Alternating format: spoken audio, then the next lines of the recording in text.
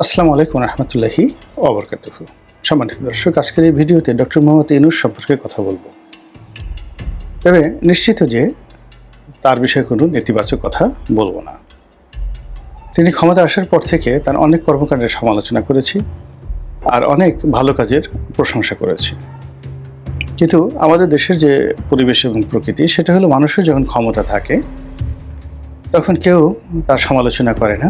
আর সমাজের একটা বিরাট অংশ ক্ষমতাধরদের সমালোচনা দূর থেকে তালি দেয়, কিন্তু সুবিধাবাদী যে সমস্ত লোকজন তারা কোনো অবস্থাতেই এই ক্ষমতাধর লোকজনের সমালোচনা পছন্দ করে না। অনেক লোককে আমি দেখেছি যারা ডক্টর মোহাম্মদ ইউনূসের সঙ্গে যাদের কোনো সম্পর্ক ছিল না, চেনেও না, কিন্তু হঠাৎ করে তারা তৈলমর্দন শুরু করলো এবং তাদের সেই তৈলমর্দনের কোনো কারণ নেই। এর কারণ হলো তারা সমাজের এমন একটা জায়গাতে আছে যে জায়গা থেকে রাষ্ট্রীয় সুযোগ সুবিধা পাওয়া, ডক্টর মোহাম্মদ ইউনূসের কাছে যাওয়া, কোনো কিছু পাওয়া একেবারে অসম্ভব বিষয়। কিন্তু ওই যে তাদের মধ্যে যে অভ্যাস, তেল মারার অভ্যাস, ক্ষমতাধরদেরকে তোয়াজ এবং তদবির করার অভ্যাস, এই কারণে তারা ডক্টর মোহাম্মদ ইউনূসের তোয়াজ এবং তদবির করা শুরু করলো এবং বলা শুরু করলো এমন সব আজগুবি অদ্ভুত কথা যা কিনা ডক্টর মোহাম্মদ ইউনূসের সম্মান মূলত হানি করে। প্রশংসা করতে গেলেও কিন্তু অনেক সময় সম্মান হানি করে। একজন বুড়ো মানুষ, তাকে গিয়ে যদি বলেন যে ভাই আপনাকে দেখলে মনে হচ্ছে 22-23 বছরের যুবক, এটা তার জন্য অপমান। কেউ একজন কালো মানুষ, তাকে গিয়ে যদি বলেন ইস আল্লাহ যে আপনাকে কি সুন্দর চেহারা দিয়েছে, একেবারে নূর ঝলঝল করছে, তো এরকম অনেক সময় দেখা যাচ্ছে যে অনেক প্রশংসা মানুষের মৃত্যু ফাঁদ হয়ে দেখা দেয়। তো ডক্টর মোহাম্মদ ইউনূসের সমালোচনা করতাম, তিনি ভালো করুন। আমি মনে প্রাণে চাইতাম তিনি অন্তত পক্ষে 3-4 বছর থাকুন, মনে প্রাণে চাইতাম। এবং আমার কাছে মনে হতো যে উনি যদি ভালো করতে পারেন, তো ওনার মতো একজন মানুষ যদি 5 বছর 6 বছর দেশে থাকেন, 10 বছর থাকলেই বা আমাদের ক্ষতি কী? আমাদের দেশে তো আসলে প্রথাগত রাজনীতি, বিএনপি বলেন, আওয়ামী লীগ বলেন, জামাত বলেন, জাতীয় পার্টি বলেন, এই তো এর মধ্যে জাতীয় পার্টি দেশ চালিয়েছে, আওয়ামী লীগ দেশ চালিয়েছে, বিএনপিও চালিয়েছে। তারা কি করতে পেরেছে বা কী করবে এটা আমরা বুঝতে পারি, যেই লাও সেই করবে। জামাত নিয়ে আমাদের অনেকের এক ধরনের আধিক্ষেতা ছিল। তো সেই জামাত গত 11 মাসে যে ধরনের কর্মকাণ্ড করেছে, তারা যে সকল কথাবার্তা বলছে, তাদের যে তৎপরতা, এগুলো দেখে আমরা খুবই আতঙ্কিত যে এটি একটি আফগানিস্তানের মতো ব্যর্থ রাষ্ট্র তারা বানিয়ে ফেলবে, কিংবা পাকিস্তানের মতো একটি ব্যর্থ রাষ্ট্রতে তারা এটি পরিণত করবে। কাজে তাদের নিয়ে আমাদের আর কোনো আধিক্ষেতা নেই। আমরা মনে করি না যে জামাত বিএনপি, আওয়ামী লীগ বা জাতীয় পার্টির চেয়ে ভালো দেশ চালাবে। অন্যদিকে এনসিপি যে নতুন যারা আসছেন, তারা একেবারে তরুণ। আমাদের এই দেশের প্রেক্ষাপটে তারা রাজনীতি করবেন, ক্ষমতায় আসবেন, দেশ চালাবেন, এই চিন্তা আমার কখনো ছিল না। আমি তাদেরকে কখনোই সমালোচনাও করিনি, আমি তাদের প্রতি কৃতজ্ঞ। কিন্তু তারা দেশ চালাবেন, হয়তো চালাবেন আরও পরে, 10 বছর 15 বছর পরে। এর মধ্যে যারা এই বিপ্লবের নায়ক রয়েছেন, তারা এই সমাজে ইন জেনারেল কম্পিটিশন যেটা হয়, সেই কম্পিটিশনের মধ্যে যদি তারা টিকতে পারেন এবং 10-12 বছর পর দেখা গেলেন তারাও একজন তোফায়েল আহমেদ হতে পারেন, আমির হোসেন আমু হতে পারেন, ইট ডাজ নট ম্যাটার। তো এইভাবে আমি আসলে তাদেরকে নিয়ে আলোচনা করতাম, সমালোচনা করতাম, ডক্টর মোহাম্মদ ইউনূস এবং তার যারা লোকজন আছেন। কিন্তু এখন আমার কাছে মনে হচ্ছে ডক্টর মোহাম্মদ ইউনূস জীবনের একটা, তার রাজনৈতিক যে জীবন বা এই রাষ্ট্র ক্ষমতার যে জীবন, এটার একটা প্রান্তিক সীমায় অথবা একটা সন্ধিক্ষণে চলে এসেছেন। ইতিবাচক বলেন, নেতিবাচক বলেন, দুটোভাবেই আপনি বলতে পারেন। এখন যদি ইলেকশন হয়, তো ইলেকশন হলে আপনি দেখবেন যে ডিসেম্বর মাসে শিডিউল ঘোষণা করা হবে। তো এখন আগস্ট চলে যাচ্ছে, সেপ্টেম্বর, অক্টোবর, নভেম্বর, 3 মাস আছে হাতে। সেপ্টেম্বর, অক্টোবর, নভেম্বর 3 মাস হাতে আছে। নর্মাল নিয়ম হলো যে শিডিউল ঘোষণা যখন হবে, ডিসেম্বরে হবে, বড় জোরে যে এখন ডক্টর মোহাম্মদ ইউনূসের যে ক্ষমতা আগস্ট মাসে আছে, এটা কমে 50% হয়ে যাবে সেপ্টেম্বর মাসে। আর অক্টোবর মাস থেকে তিনি ডে টু ডে ওয়ার্ক, মানে একেবারে তাকে মান্য করা দরকার, তাই সেইভাবে বাকি 2 মাস তার ক্ষমতা থাকবে বড় জোর 10%। আর যদি শিডিউল ঘোষণা করা হয়ে যায় ডিসেম্বর মাসে, তার ক্ষমতা থাকবে 5%। তখন পুরো রাষ্ট্রযন্ত্র, নির্বাচন কমিশন, রাজনৈতিক দলগুলো তারা তাদের মতো করে ক্ষমতা ভাগাভাগি করবে, তাদের মতো করে সব কিছু চালাবে। এখানে ডক্টর মোহাম্মদ ইউনূসের আহামরি করার কিছুই থাকবে না, যেভাবে অতীতে কারোরইভাবে ছিল না। তো এনিওয়ে নির্বাচন শিডিউল ঘোষণা করার পরে একেবারে উনি কার্যত ইনঅ্যাক্টিভ। তো সেই দিক থেকে যদি ধরেন নির্বাচন সঠিক সময় হবে, তিনি নির্বাচন দিবেন বা যা কিছু হবে, সেক্ষেত্রে তার এই সময়টা, কার্যকালের সময়টা আর মাত্র 1 মাস। এই 1 মাস তিনি আনাকুম জানাকুম দিনাকুম বা সারাদিন তওবা আস্তাগফিরুল্লাহ, উমরা হজ, এই জিনিসগুলো করেই তাকে কাটাতে হবে। কাজে তাকে নিয়ে আর সমালোচনা করাটা আমার কাছে সঠিক বলে মনে হচ্ছে না। ফলে আমি উনি যখন নির্বাচনের ঘোষণা দিয়েছেন জাতির উদ্দেশ্যে, তখন থেকে আমি নীতিগতভাবে তার কোনো সমালোচনা করছি না এবং বাকি দিনগুলোতে করব না। এগুলো মানে আমার রিয়েলিটি। একজন দুর্বল, একজন অসহায়, তাকে নিয়ে আলোচনা করে লাভ কি? যখন একজন মানুষের ক্ষমতা থাকে, দাপট থাকে, তার সঙ্গে তখন আলাপ আলোচনা করা যেতে পারে। এমনকি উনি যদি চলেও যান ক্ষমতা থেকে, যাওয়ার পরে ওনার এই কার্যকাল নিয়ে আমি আলোচনা করব না। এর কারণ হলো তার সবচেয়ে দাপটের সময়গুলোতে আমি তাকে নিয়ে আলাপ আলোচনা করেছি। এখন যদি নির্বাচনের যে শিডিউল রয়েছে সে অনুযায়ী নির্বাচন না হয়, নির্বাচনে অন্য কোনো জটিল অবস্থা তৈরি হয়, কিংবা ধরুন ডক্টর মোহাম্মদ ইউনূস আরও ক্ষমতায় দীর্ঘদিন থেকে গেলেন, বা বিরূপ একটা রাজনৈতিক পরিস্থিতি তৈরি হলো, এমন তৃতীয় পক্ষ চতুর্থ পক্ষ আসলো, সেখানে ডক্টর মোহাম্মদ ইউনূস ক্ষমতায় থাকতেও পারেন, নাও থাকতে পারেন। তো সেক্ষেত্রে কী হবে? সেক্ষেত্রে একই অবস্থা। অর্থাৎ ডক্টর মোহাম্মদ ইউনূস যে উজ্জ্বলতা নিয়ে, শক্তিমত্তা নিয়ে, যা কিছু নিয়ে তিনি এসেছিলেন, এখন যা কিছুই হোক না কেন, একবার বটবৃক্ষ যদি পড়ে যায়, ও বৃক্ষ আর দাঁড় করানো যায় না। ছোটো বাবলা গাছ, আম গাছের চারা, কলা গাছ, এগুলোকে পড়ে গেলে দাঁড় করানো যায়, কিন্তু বটবৃক্ষ সেটা যদি পড়ে যায়, সেটাকে কখনো আর দাঁড় করানো যায় না। আছে না, নদীর জোয়ার চলে গেলে ফিরে আসে শ্রাবণে, কিন্তু যৌবন জোয়ার যদি চলে যায় সেটা আর কখনো ফিরে আসে না। বিখ্যাত গান, নদীর জোয়ার চলে গেলে ফিরে আসে শ্রাবণে, সেই বাংলাদেশের একটা খুব বিখ্যাত গান।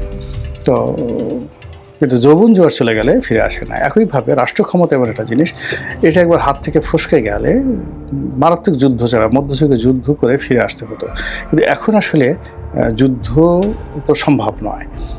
কিন্তু যে রাজনৈতিক প্রক্রিয়া এখন জটিল হয়ে গেছে, এখান থেকে একবার কেউ আউটস্টেট হয়ে গেলে সেখান থেকে আর ফিরে আসার কোনো সম্ভাবনা থাকে না। তো সেই ক্ষেত্রে ডক্টর মোহাম্মদ ইউনূসের যে ভাইব, তার যে হাইট, যা কিছু ছিল পুরো 2024 সন পর্যন্ত এবং 2025 সনের এপ্রিল মে পর্যন্ত, সেটা এখন যেহেতু নেই, এটা আগামীতে উনি যদি অন্য কোনো প্রক্রিয়ায়, সেটা বিএনপির অধীন রাষ্ট্রপতি হন, কিংবা ধরুন তৃতীয় কোনো শক্তি আসলো, তাকে তত্ত্বাবধায়ক প্রধান হিসেবে রাখলো, কিন্তু এখন যে ক্ষমতাটুকু ওনার আছেন, এটা ওনার তখন থাকবে না।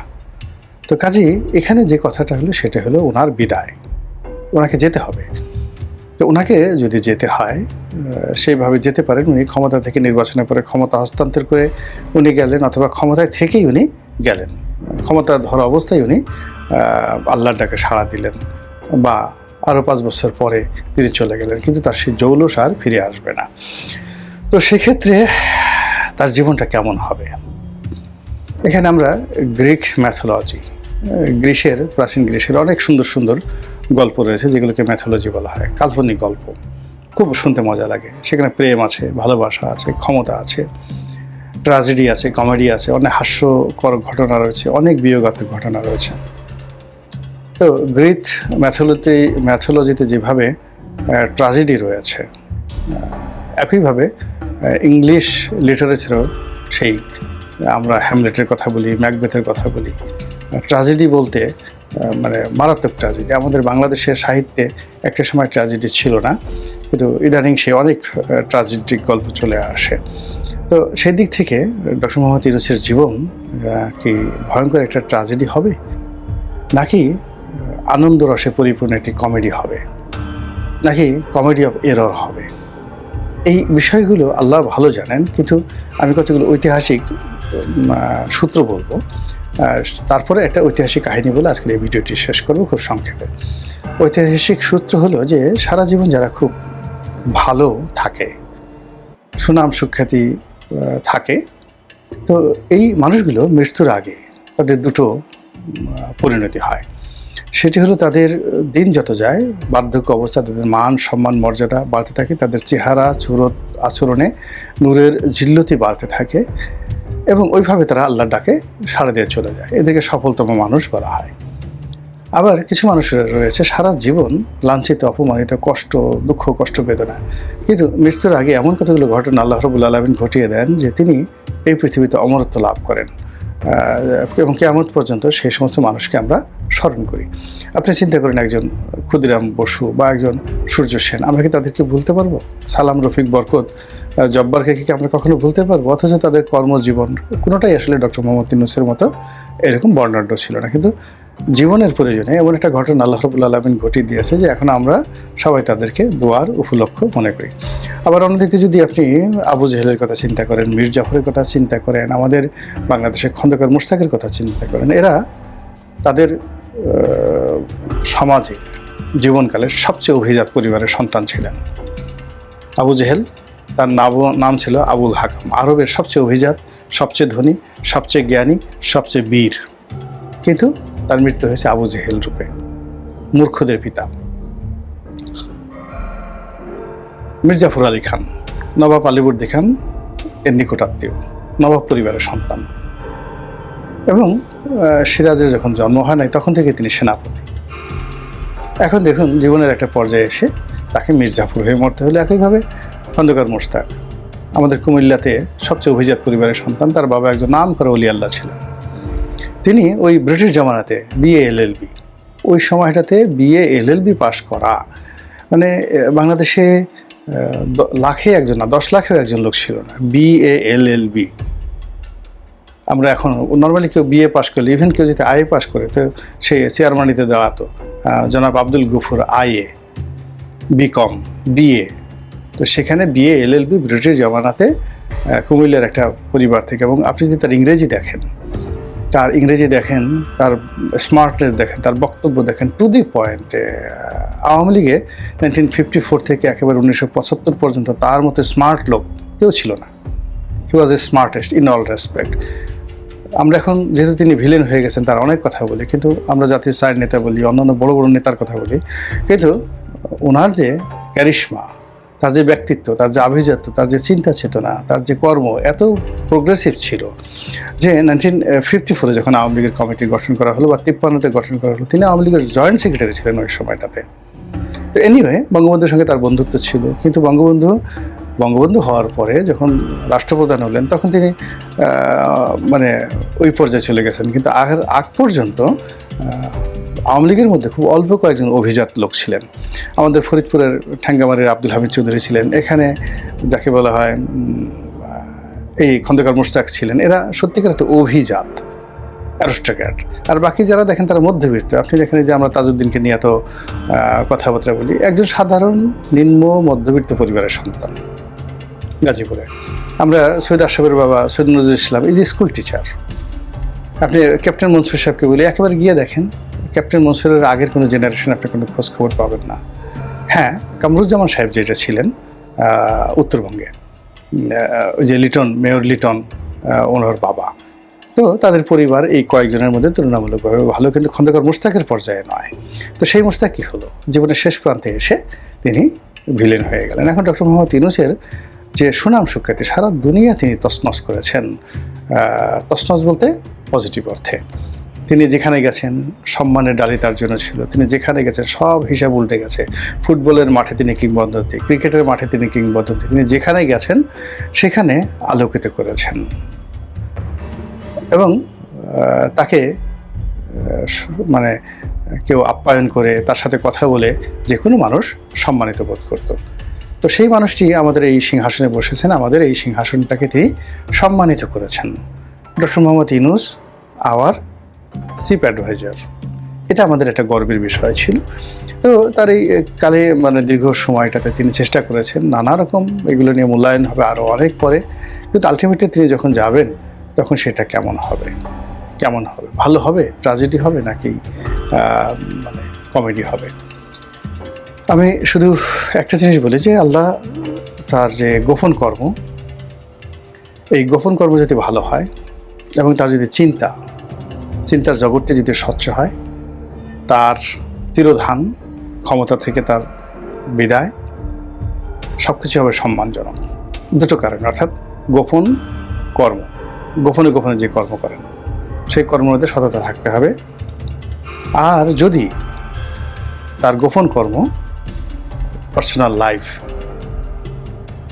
এর মধ্যে ভেজাল থাকে, আর গোপন চিন্তা, মানে উপরে উপরে ভালো দেখান কিন্তু মনে মনে মন্দ চিন্তা করেন, তাহলে এটা আল্লাহর গজব তার দিকে ধেয়ে আসবে।